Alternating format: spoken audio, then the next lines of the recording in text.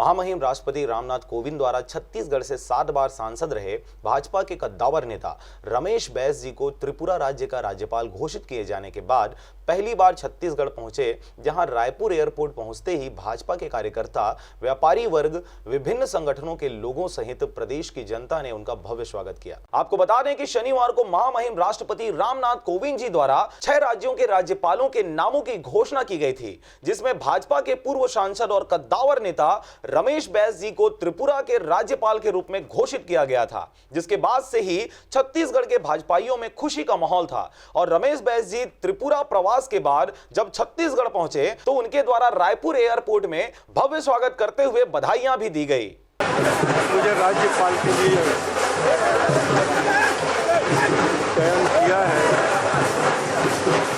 और मैं हमेशा कहता हूँ, मैं भारतीय जनता पार्टी के साथ करता हूँ। पार्टी जो भी निर्देश करेगी मैं उसका पालन करूँगा।